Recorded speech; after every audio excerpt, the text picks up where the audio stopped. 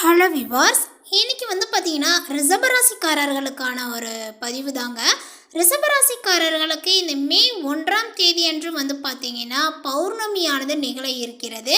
இந்த நாளில் பார்த்தீங்கன்னா சில முக்கிய கிரக மாற்றங்களினுடைய பயிற்சிகளும் ஏற்படுதுங்க.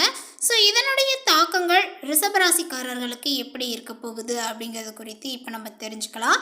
ரிஷபராசிக்காரர்களுக்கு பார்த்தீங்கன்னா இந்த காலகட்டங்கள் முழுவதுமே மகிழ்ச்சியான நிம்மதியான ஒரு காலகட்டமாக இருக்கும். தன்னம்பிக்கையும் அதிகரிக்குங்க. அதேபோல் இந்த மாதத்தினுடைய 2ஆம் பாதிக்கு பிறகு உங்களுடைய ஆளுமை செல்வாக்கு அதிகரிக்கும். நீங்கள் சொல்வதை பிறர் கேட்பார்கள். அதேபோல் நினைத்த காரியங்களை செய்து முடிக்க முடியும். அதீத ஆற்றலானது பார்த்திங்கன்னா ரிஷபராசிக்காரர்களுக்கு கிடைக்குங்க. அதிர்ஷ்டங்கள் உண்டாகும். புதிய வாய்ப்புகளும் கிடைக்கும். குடும்ப வாழ்க்கையில் சின்ன சின்ன ஒரு அசௌகரியங்கள் பார்த்திங்கன்னா ஏற்படலாம். செலவுகளும் திடீரென்று பார்த்திங்கன்னா உங்களுக்கு அதிகரிக்க செய்யும். பொருளாதார ரீதியாக பார்த்தீங்க அப்படின்னா ரிஷபராசிக்காரர்களுக்கு இப்பொழுது மிகவும் சாதகமாகவே பார்த்திங்கன்னா இருக்கிறது. பணவரவும் பார்த்திங்கன்னா அதிகரிக்கும். திடீர் மாற்றங்களால் எதிர்பாராத அதிர்ஷ்டங்களும் உண்டாகும். நீண்ட காலமாக வராது என்று நினைத்த தொகையானது உங்களுக்கு கிடைக்குங்க. உத்தியோகத்தில் மற்றும் தொழிலில் வருமானங்களானது பார்த்திங்கன்னா அதிகரிக்கும். நல்ல ஒரு லாபத்தையும் நீங்கள் பெறுவீர்.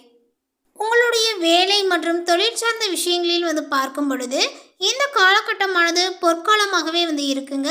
புதிய வாய்ப்புகள் தேடுபவர்களுக்கு நல்ல சம்பளம் நல்ல பதவியுடன் வேலை வாய்ப்புகள் கிடைக்கும்.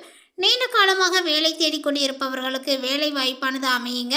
வியாபாரத்தில் புதிய ஒப்பந்தங்கள் நல்ல லாபங்கள் ஈட்டக்கூடிய வாய்ப்புகளானது கிடைக்கும்.